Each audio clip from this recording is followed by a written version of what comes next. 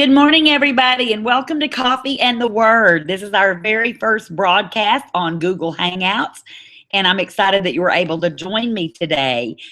Several years ago, I started Coffee and the Word, and it was a telephone dial-in. And I'm not saying we'll never do that again, but I thought it would be kind of neat to meet by video and just to really kind of have a power shot where we could really talk about God and talk about some exciting things that God is doing. And so this is our very first broadcast. And today, the title of the message is called Don't Look Back. And I was inspired by my friend Tina Houck.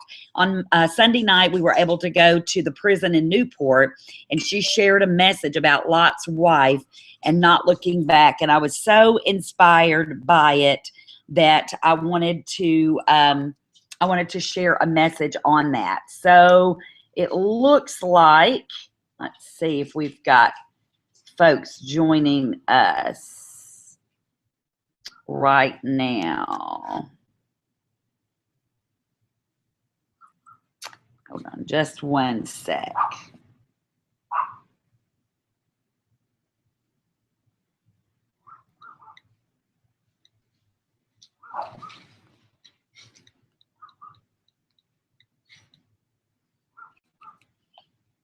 Let's see if we can wait 1 minute and see if people are getting on. Okay. So what we're going to do is we're going to talk about not looking back. And we know that one of the things that happened with Lot's wife is that she looked back to what she was leaving behind.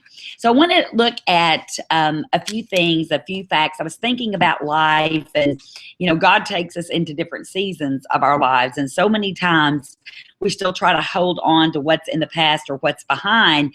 And that can cause us a lot of pain. And I was thinking this morning, there's a reason why there's a large mirror or a large windshield in our cars and a very small rear view mirror. And that's because we were never intended to focus on what's behind us, but we were intended to focus on what's ahead of us.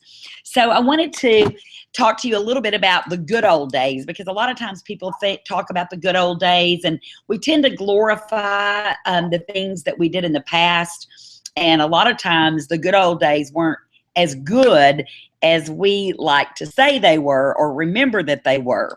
And I wanted to share a little bit with you about the children of Israel and on their journey to the promised land. When they were taken out of bondage and slavery, they literally began to reminisce when things got hard on the journey to the future and the freedom that God had for them. They got so focused on the past, and they began to glorify their slavery. They began to talk about the leeks and the onions that they had and the garlic, and and they were tired of the manna. And so a lot of times when God's taking us into a new season, he's bringing provision into our lives. He's bringing all these new things, but we tend to somehow glorify what we had before.